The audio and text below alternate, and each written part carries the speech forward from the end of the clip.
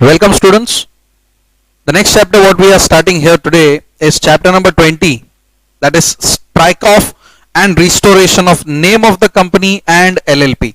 Now ये chapter का नाम ही बहुत बड़ा है लेकिन chapter एकदम easy है. Okay, to understand this chapter इसके अंदर चार चीजें पढ़नी अपने को. एक strike off, restoration, company, LLP.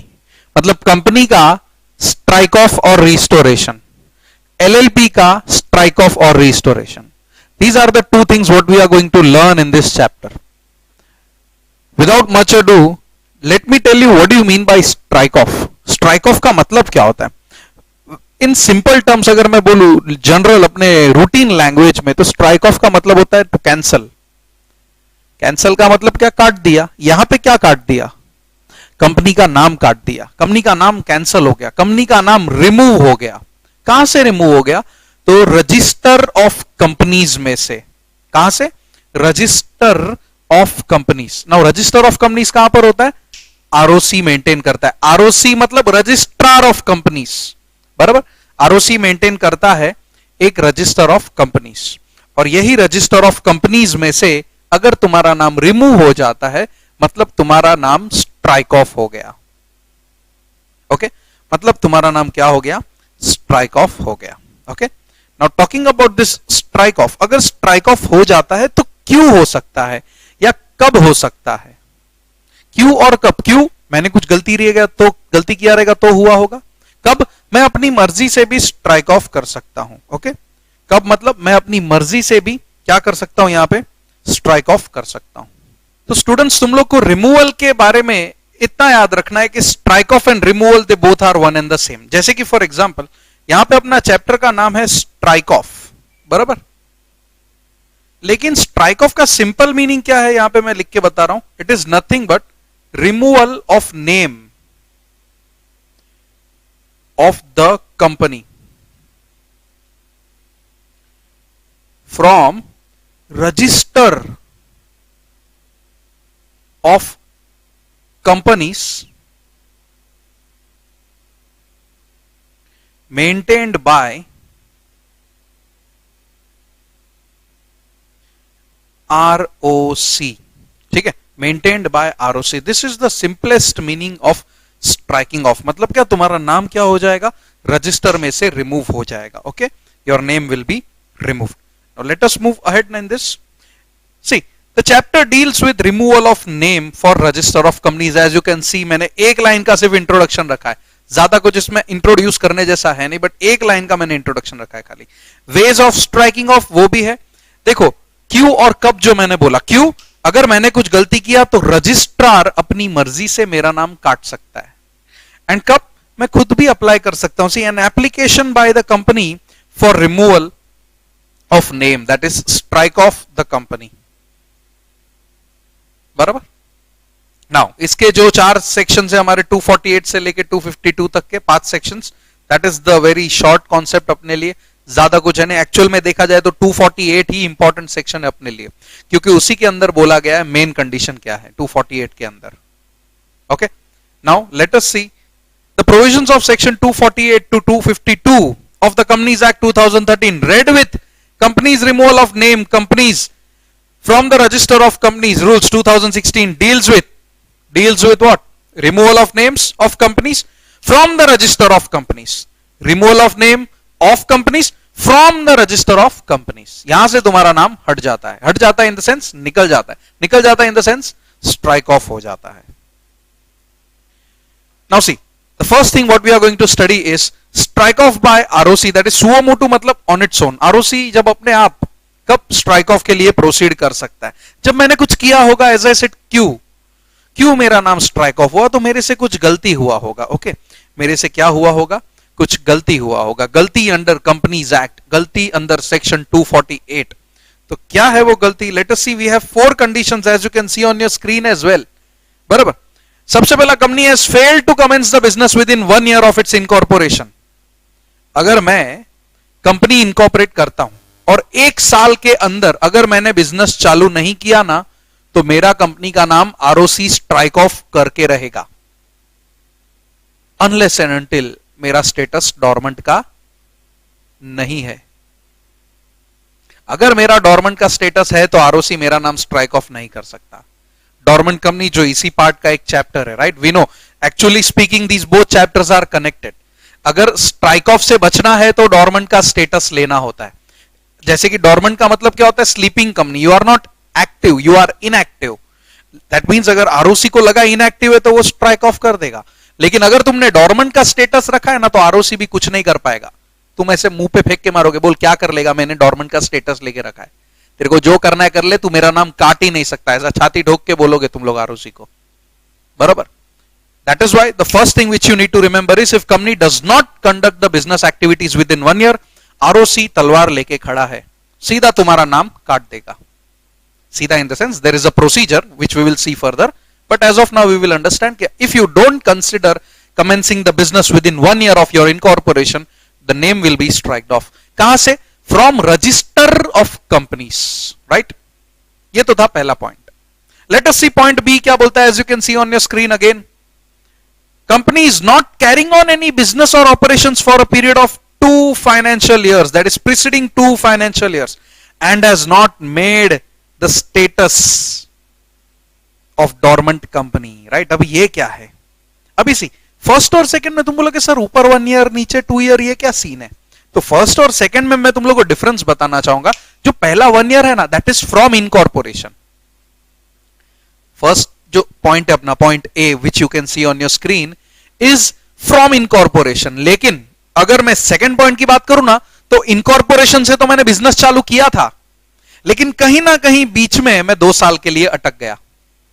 I am not conducting any business activities since last 2 preceding financial years, बराबर?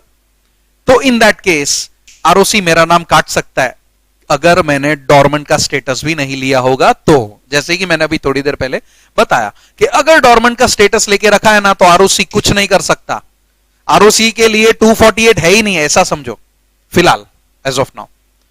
1 साल हो 2 साल हो, आरओसी कुछ नहीं कर सकता, चाहे पहला कंडीशन हो या दूसरा कंडीशन हो। अगर तुमने स्टेटस लेके रखा है डॉर्मेंट का तो आरओसी के हाथ बंद चुके हैं। आरओसी तुम्हारा नाम नहीं काट सकता, चाहे कुछ भी हो जाए। The C point what we can see in our screen is subscribers have not paid subscribers to memorandum have not paid the amount of subscription within how many days? 180 days. अभी ये क्या है? Now imagine whenever a company is formed, let us take the example of private company. Okay, let us take the example of private company, right? Now अगर private company की बात करें हम लोग तो at least 2 members are required. The initial 2 members are definitely going to be the subscribers to MOA.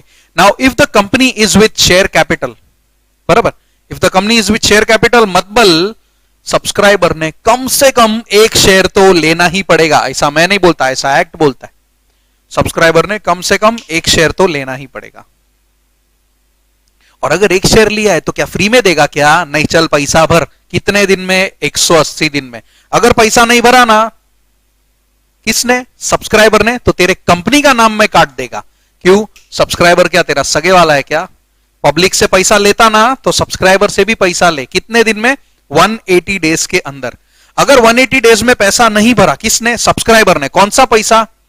वो पैसा जो उसने शेयर्स सब्सक्राइब किया था, उसका पैसा। तो this is the third condition जहां पे आरओसी तुम्हारा नाम स्ट्राइक ऑफ कर सकता है। And last but not the least, fourth condition, if company does not have registered office with in 30 days of incorporation. Section 12 बोलता है कंपनीज एक्ट का कि तुम्हारे पास रजिस्टर्ड ऑफिस होना चाहिए इनकॉर्पोरेशन के बाद 30 दिन के अंदर। पहले से है कोई प्रॉब्लम नहीं, बट अगर इनकॉर्पोरेशन के वक्त ड्यू टू सम रीजंस तुम्हारे पास रजिस्टर्ड ऑफिस नहीं था, कोई बात नहीं, इनकॉर्पोरेशन के बाद 30 दिन के अंदर रजिस्टर्ड ऑफिस खड़ा कर दो। अगर नहीं हुआ ना तो मैं तेरा नाम काट देगा, ऐसा आरओसी खुला चैलेंज करता है। कौन से सेक्शन के हिसाब से? 248 के हिसाब से, राइट? तो here we discussed 4 conditions, right? एक एक करके हम लोग सारे नोट डाउन करेंगे यहां पे। Under section 248 ROC can proceed for strike off if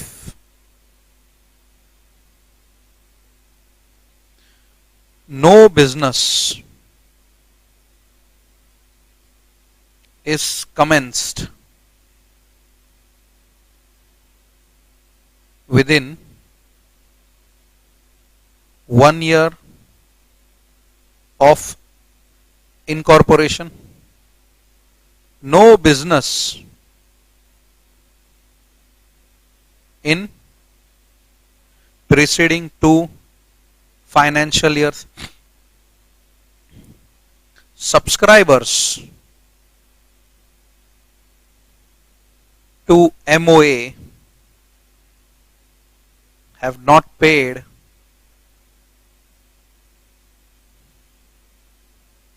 subscription money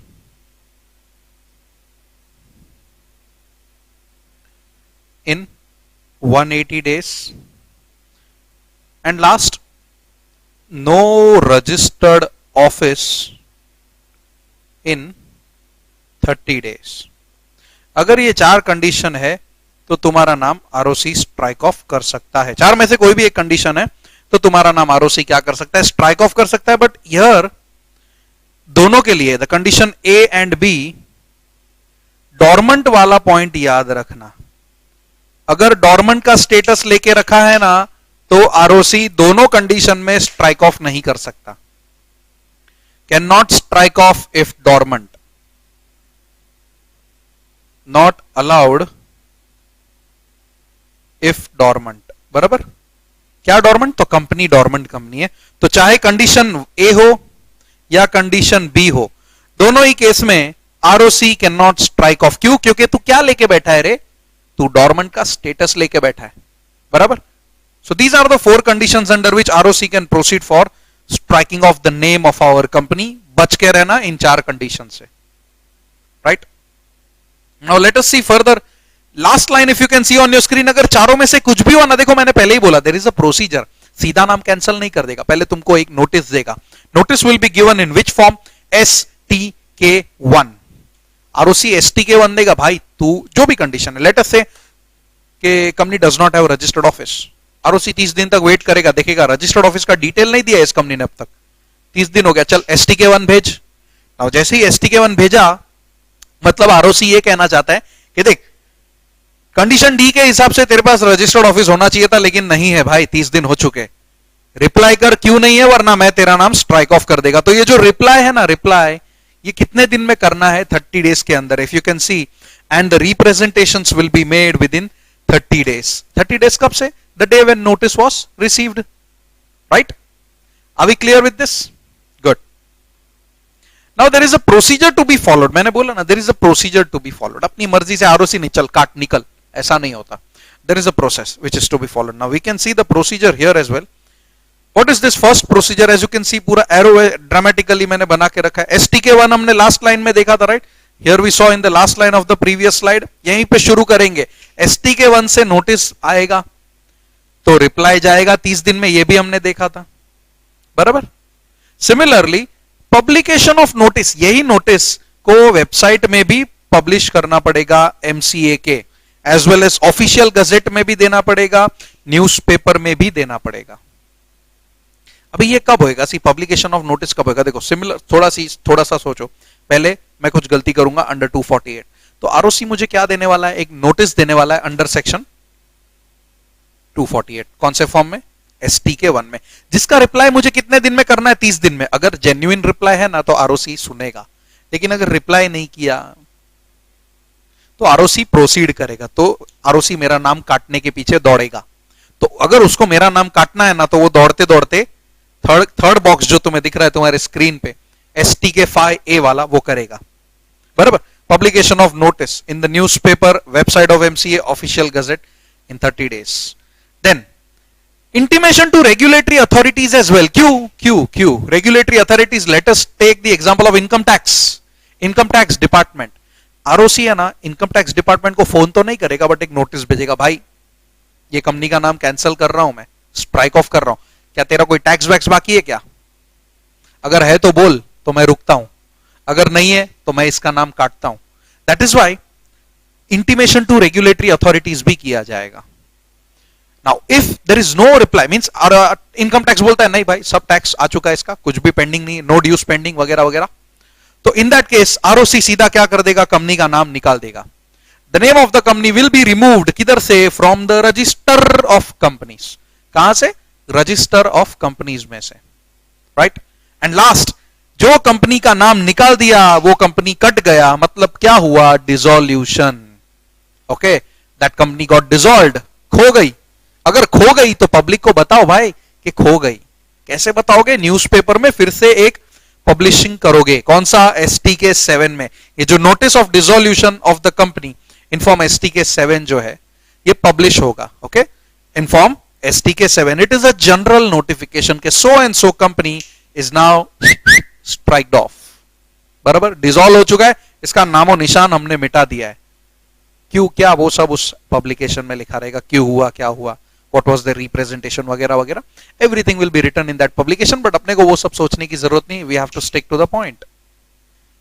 clear with this? so that this is the procedure कि अगर मैं 248 के ये 4 पॉइंट में से कोई भी गलती करता हूं, as you can see on your screen, ये 248 के 4 पॉइंट में से कोई भी मैं गलती करता हूं तो आरओसी मेरे को ये प्रोसीजर के हिसाब से काट देगा इन द सेंस मैं कंपनी हूं तो मेरा नाम काट देगा.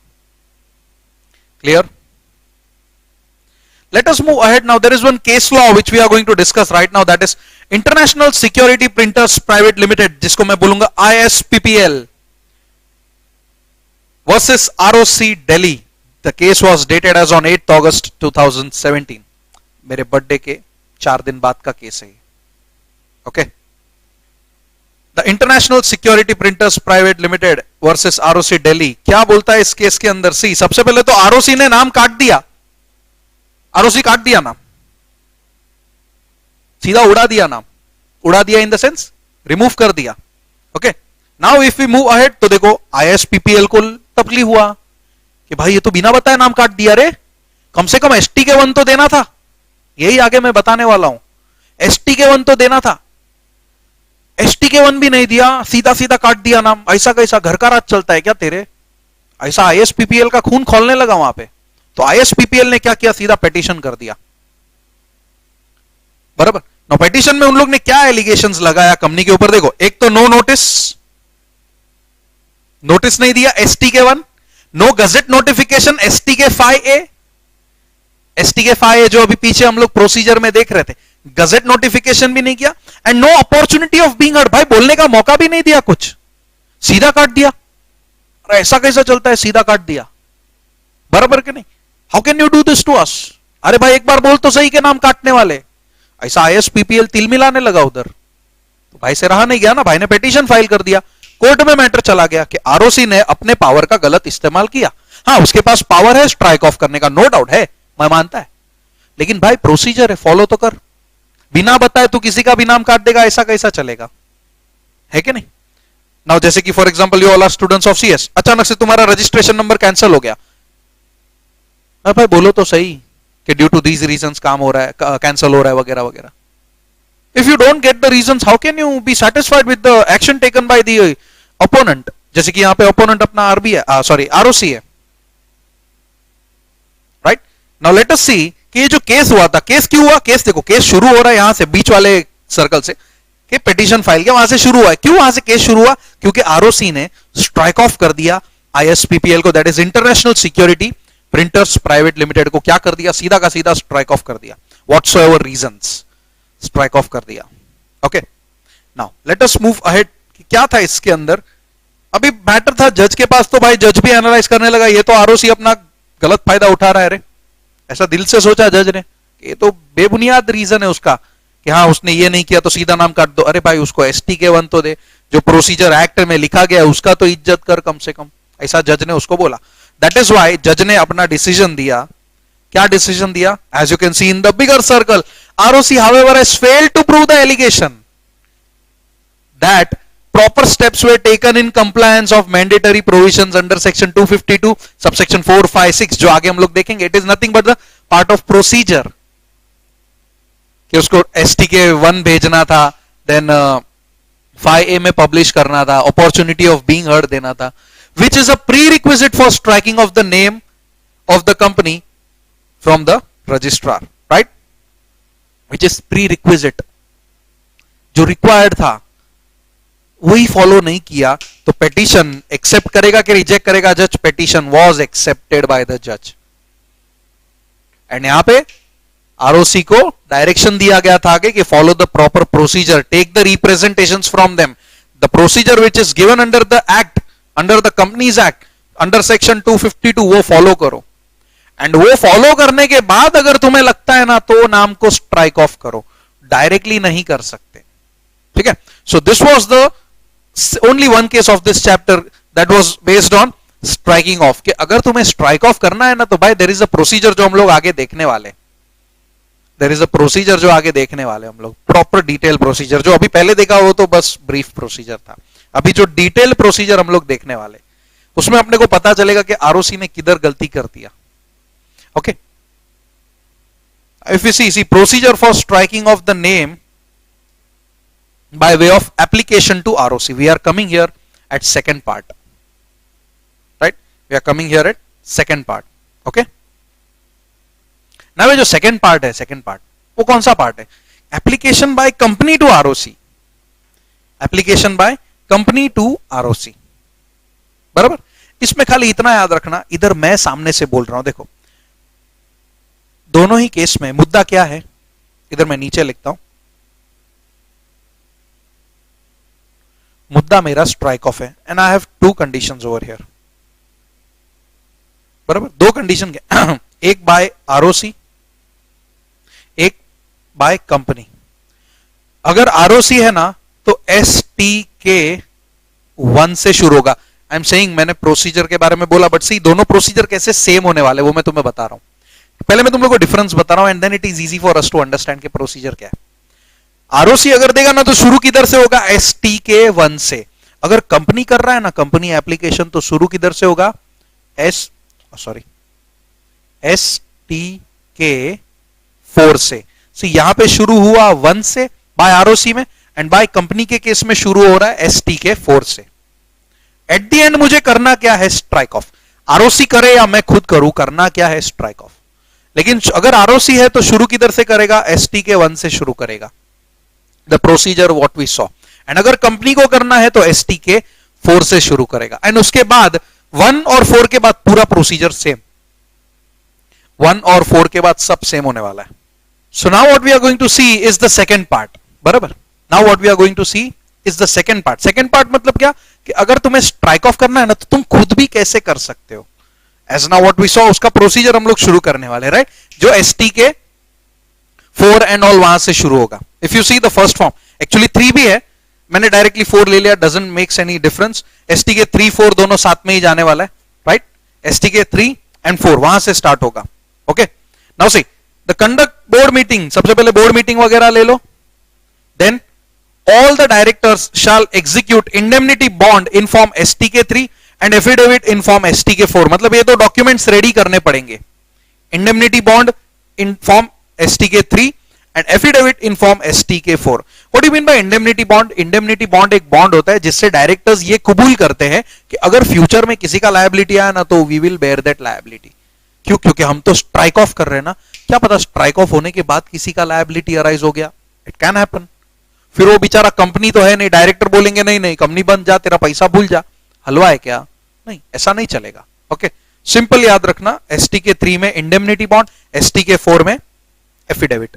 नाउ अगर एक बार ये हो गया तो get the statement of accounts, एक बैलेंस शीट वगैरह भी दिखाना पड़ेगा ना, क्योंकि सब असेट्स एंड लायबिलिटीज क्लियर कर दिया। वो सीए भाई को पकड़ना पड़ेगा अपने को, मोटा भाई यहाँ वो पकड़ो इसको, and he will give us the balance sheet, right? Get the statement of accounts as on date not earlier than 30 days before date of making application. Now I will explain you what is this line. If you can see the third point, get statement not earlier than 30 days, भाई इसको highlight करना है, not earlier than 30 days। ये क्या है? Now whenever you prepare your accounts, right, तुम्हारा ऐसे suppose for example this is your statement, it is like P&L as on 31st March, suppose ये year end हो गया 2020, बराबर। इस तरह तुम लोग बनाते हो। This year end date is always same, 31st March 2020, right? Now let us से मेरा date of application, I will take the date of application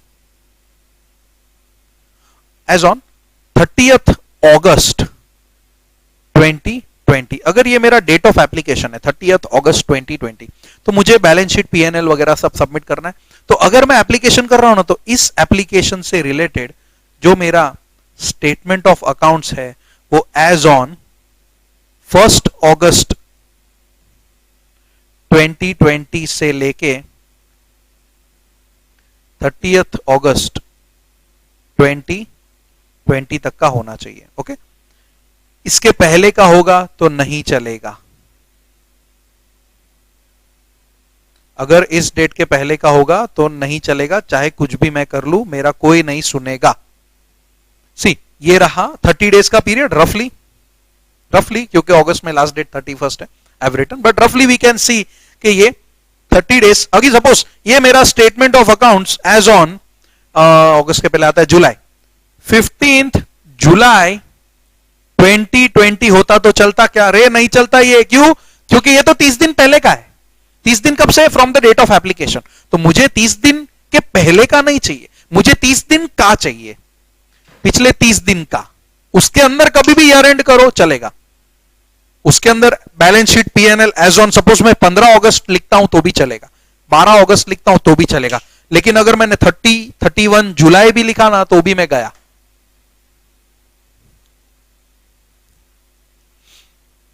clear with this? तो ये अपना थर्ड पॉइंट क्लियर हो जाता है यहां पे। Let us see the next 3 points क्या है। Conduct general meeting and pass special resolution. तुमने कंपनीज एक्ट में काफी बार सुन लिया होगा, pass SR and that SR must be filed in the must be filed in E form MGT 14, right. Now ये सब होने के बाद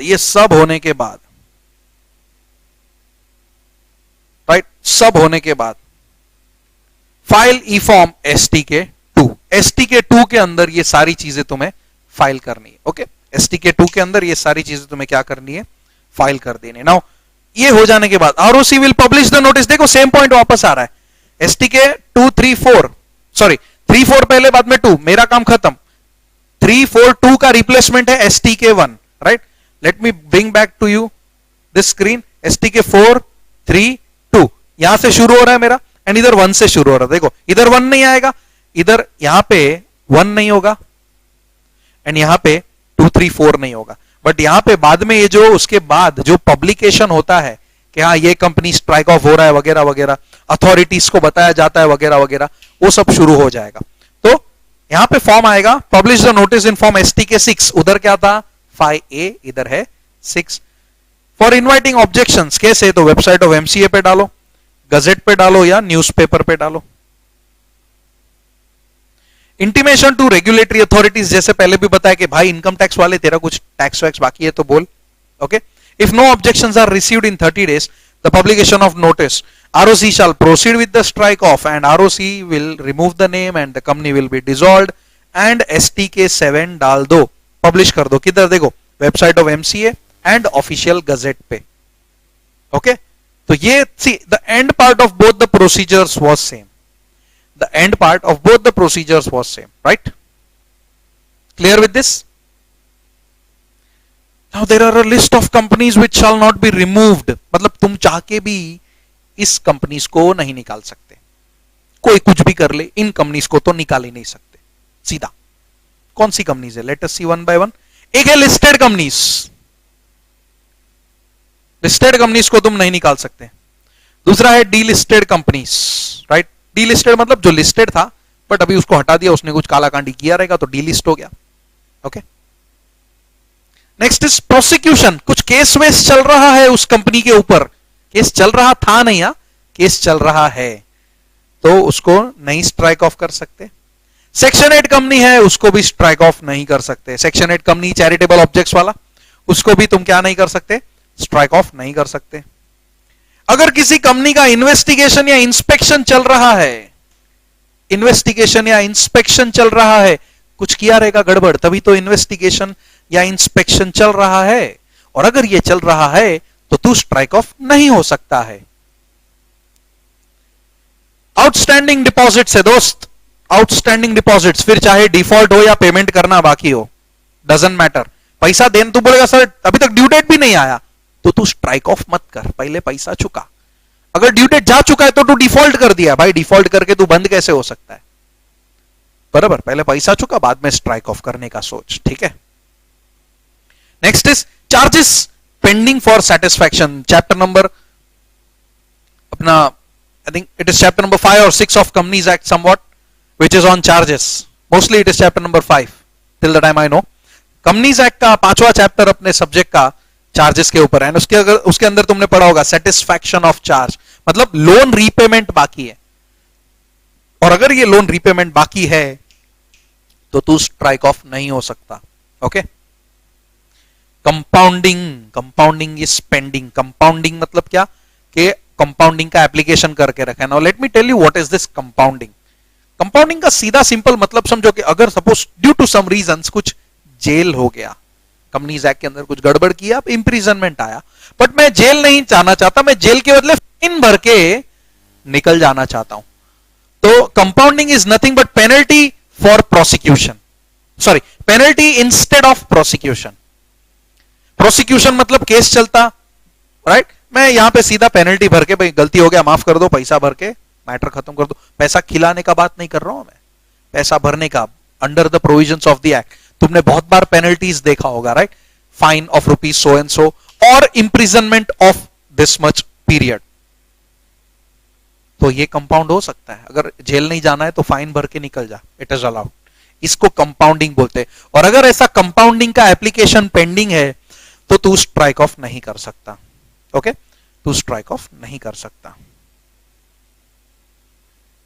Now next part what we are going to start is situations under which company cannot apply for striking off। तुम apply ही नहीं कर सकते। देखो पहले तो देखा दोनों, मतलब आरओसी भी नहीं कर सकता, तुम भी नहीं कर सकते, लेकिन यहां पे तुम सब ईमानदार हो, मतलब कुछ भी इन्वेस्टिगेशन कुछ पेंडिंग नहीं है वगैरह वगैरह, कुछ भी नहीं, बस तुमसे एक काम हो गया है, and that is not wrong. Okay, that is the normal activity जो हम लोग देखने वाले, that is the normal activity. लेकिन अगर वो एक्टिविटी हुआ है ना तो तुम भाई थोड़े टाइम के लिए रुक जाओ। तो थोड़ा टाइम कितना है वो मैं तुम्हें इसमें बताऊंगा कि अगर तुमने वो काम किया है, वी विल सी सम काम्स, अगर वो काम किया है, we will see the time. Okay, तो उसके अंदर तुम फंसे तो तुम फिलहाल स्ट्राइक ऑफ नहीं कर सकते। Okay, we will see one by one what are that काम। Has sold any property or rights before seizing the business? Simple. कुछ प्रॉपर्टी बेचा, कुछ राइट्स बेचा before seizing the business.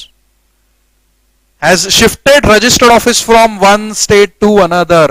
एक स्टेट से दूसरे स्टेट में गया तो तू फिलहाल स्ट्राइक ऑफ मत कर। तूने अपना नाम बदला, तूने मतलब कंपनी ने अपना नाम बदला ना, फिर से स्ट्राइक ऑफ मत कर। एप्लीकेशन है compromise and arrangement, section 230 of companies act.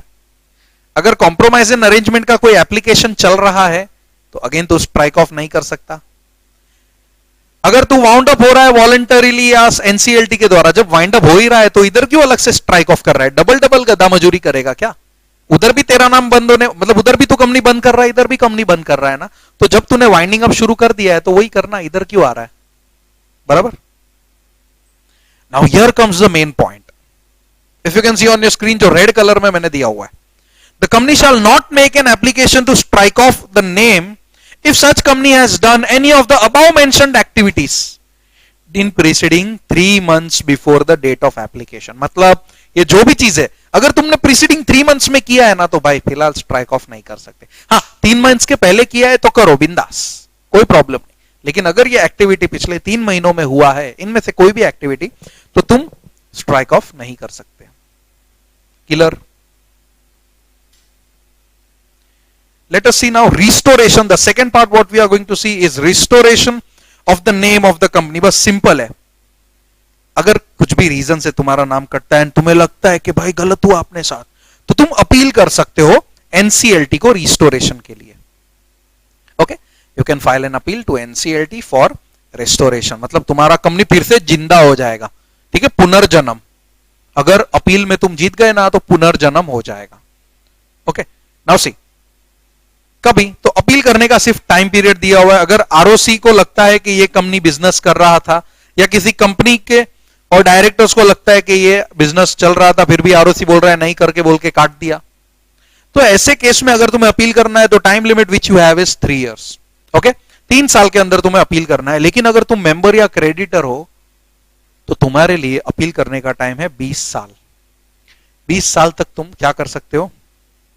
20 साल तक तुम अपील कर सकते हो। 20 साल के अंदर भी अपील किया ना, अगर तुम मेंबर या क्रेडिटर हो और तुम्हें लगता है कि नहीं company was conducting business activities when it was स्ट्राइक्ड of, company का नाम जब स्ट्राइक ऑफ हुआ ना तभी हमको पता है कि कंपनी में बिजनेस हो रहा था, ऐसा तुम्हारे पास प्रूफ है ना, तो तुम 20 साल के अंदर भी अपील करो, एनसीएलटी तुम्हारा अपील हंसते हंसते ले लेगा। बराबर। Now procedure for filing an appeal that is application to NCLT कुछ नहीं है। यहां पर एनसीएलटी को एनसीएलटी 9 फॉर्म भरना है, right. Application fees paid via demand draft, application fees maximum 5000 तक होता है। NCLT shall send copy of application to ROC at least 14 days before the hearing. ROC shall send its views on restoration to NCLT. NCLT will pass appropriate order. देखो शुरुआत कहां से हो रहा है? एप्लीकेशन से। Now NCLT will send the copy of application to ROC as well. ROC के पास application का कॉपी पहुंच गया। Now the next part what we are going to start here is striking of the LLP of from the register. Striking off LLP from the register, right. Now अभी जैसे कि register of company था वैसे ही register of LLP भी है। Okay, now in this what we are going to understand is कि अगर suppose LLP का स्ट्राइक ऑफ होना है तो इट इज सेम जो मैंने पहले कंपनी के लिए बताया था। देखो if you can see on your screen red में दिया हुआ है बाय आरओसी और बाय खुद एप्लीकेशन करो, द कॉन्सेप्ट इज सेम। जो पहले मैंने बताया था वही का वही है, बस थोड़ा minor changes in terms and conditions, बस और कुछ नहीं। Just minor changes in terms and conditions. What are those minor changes? Let us see further. Now see, ROC कभी काट सकता है, that is the minor change over here. Application हम करेंगे, that is different thing. But ROC कब strike off कर सकता है? So okay, let us see now. The registrar can suo motu remove the name from the register in case LLP is not carrying business for a period of 2 years or more. मतलब incorporation हो या बीच में हो doesn't matter, कभी भी अगर 2 साल तक बिजनेस बंद रहा तो आरओसी इस एलएलपी का नाम स्ट्राइक ऑफ करेगा। डोंट थिंक के इनकॉर्पोरेशन से 2 साल के बीच में 2 साल, कभी भी 2 साल, इनकॉर्पोरेशन से 2 साल बंद रहा तो भी स्ट्राइक ऑफ हो सकता है, अगर इन बिटवीन 2 साल बीच में बंद रहा तो भी स्ट्राइक ऑफ हो सकता है, right. In case of an existing LLP which is not carrying on any business or operations for a period of 1 year or more can make application in form 24. बराबर। अभी you see the second paragraph, right? अगर suppose LLP है सामने से apply करना चाहती है तो बस 1 साल तक उसने अगर बिजनेस नहीं किया, कभी 1 साल, कभी भी बीच में या स्टार्टिंग से कभी भी अगर 1 साल तक बिजनेस नहीं हो रहा है तो एलएलपी भी स्ट्राइक ऑफ के लिए एप्लीकेशन कर सकती है। देखो कंपनी के लिए क्या था? Application in form STK2, LLP के लिए फॉर्म क्या है? Form 24। Okay, with consent of all the partners. Consent of all the partners मतलब यूनानिमस अप्रूवल लेना पड़ेगा। Now procedure to be followed देखो सेम होगा, बस खाली STK हट जाएगा। ओके, सेम पहले अगर आरओसी को नाम काटना है तो ROC will serve the notice, don't bring STK1। STK जो भी था ना वो सब वहां पे, व्हेन आई से वहां पे मतलब कहां पे? कंपनीज में, बट यहां पे no STK, only the concept. Serving of notice, reply to notice within 1 month, publication in the notice, अगर रिप्लाई नहीं आया तो आरओसी एक पब्लिशिंग देगा कि मैं इस कंपनी को स्ट्राइक ऑफ करने वाला हूं। Intimation to regulatory authorities, removal of LLP, notice of dissolution. बराबर। तो this is the same procedure what we saw for companies, but the difference is no STK, बस बाकी कुछ ध्यान में रखने की जरूरत नहीं है। सेम टू सेम रखो, कंपनी का एलएलपी कर दो, डायरेक्टर का पार्टनर कर दो, चलेगा चलेगा। Strike off by way of filing an application, अगर तुम खुद अप्लाई करना चाहते हो तो जहां पे वो प्रोसीजर था STK2 वाला, वैसे यहां पे भी एक प्रोसीजर है LLP 24 वाला। ओके, तो सी कंडीशन क्या है? 1 साल तक बिजनेस नहीं हुआ होना चाहिए, right. If you can see on the very first paragraph of your screen, limited liability partnership is not carrying on any business or operations for a period of how many years? 1 year. कभी भी शुरुआत में या बीच में matter नहीं करता, ठीक है। Now if you see there is a procedure, now there is a step by step procedure, एकदम simple. सबसे पहला consent of all the partners must be obtained. Point number 1, if you see, step number 1, consent of all the partners. Second, अगर कुछ annual filing बाकी है ना, what is this form 8 and form 11? जैसे companies को annual filing करना होता है वैसे एलएलपी को भी एनुअल फाइलिंग करना होता है. उसके लिए दो फॉर्म है, one is form 8 and other is form 11. अगर ये पेंडिंग है तो इसको कंप्लीट करो, उसके बाद स्ट्राइक ऑफ का एप्लीकेशन दो. तो see all pending filings including annual filing of form 8 and 11 shall be completed. Third, all designated partner of LLP must execute an affidavit. जैसे वहां पे affidavit था वैसे यहां पे भी affidavit है. Third, file 24, that is form 24 with the ROC. Publish the notice on website of MCA. After expiry of 1 month, if there are no objections, LLP का नाम क्या हो जाएगा? Strike off हो जाएगा. अगर एक महीने तक रुकेगा, नोटिस दिया ना, पब्लिकेशन ऑफ नोटिस, एलएलपी का नोटिस नहीं, एलएलपी वो तो आरओसी काट रहा था, यहां पे तो एलएलपी सामने से अप्लाई कर रही है. तो जब सामने से अप्लाई किया है तो 24 भरा, 24 के बाद रजिस्ट्रार ने पब्लिक नोटिस दिया, और जब पब्लिक नोटिस दिया तो वो एक महीने के लिए रुकेगा. अगर किसी को आपत्ति हुआ तो, आपत्ति इन द सेंस ऑब्जेक्शंस आया तो क्या, तो ऑब्जेक्शंस उसको रेस करेंगे, बराबर. Now after the expiry of this 1 month, if there are no objections received, registrar प्रेम से क्या करेगा? Strike off करेगा. Okay, registrar will strike off the name of the company.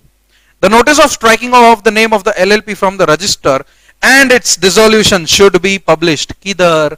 Official Gazette में. Okay, it must be published in the official Gazette. Point number 7 पे clear cut दिख रहा है. Okay, so the restoration can be done of LLP. Okay, अगर restoration करना है, right, अगर restoration करना है तो कुछ नहीं, सिंपल, हाई कोर्ट को तुम जाके पकड़ो, हाई कोर्ट को तुम जाके क्या करो? अप्लाई करो. Now see there is no specific procedure for restoration. Okay, जैसे कंपनी के केस में कैसे हमने देखा कि एनसीएलटी को we can make an application, right, under the companies act we saw कि the application can be filed with NCLT. Okay, the application can be filed with NCLT, but यहां पे एलएलपी का रिस्टोरेशन एलएलपी एक्ट में नहीं दिया गया, ना ही हम लोग ट्रिब्यूनल के पास जा सकते जैसे वहां पे गए थे. तो यहां पे सिंपल है, यहां पे एक राइट दिया जाता है under article 226 of the constitution of India कि तुम यहां पे रिस्टोर कर सकते हो. Okay, there is no time limit, जैसे हमने वहां पे देखा था, there is no such time limit. Okay, there is no such time limit. Okay, last part what we are going to do, because since we have ended the chapter, we are just going to see few questions on this. We have two questions. Now let us see the first one. Mithali Sports LLP has been struck off by registrar of companies. There is a company, sorry, there is an LLP which has been struck off by ROC.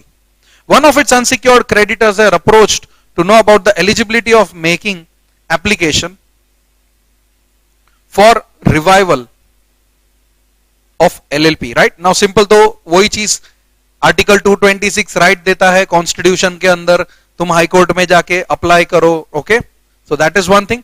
And the second question what we have is Glory Technology LLP is not carrying on any business for a period of 2 years. Okay, is not carrying on business for 2 years, right?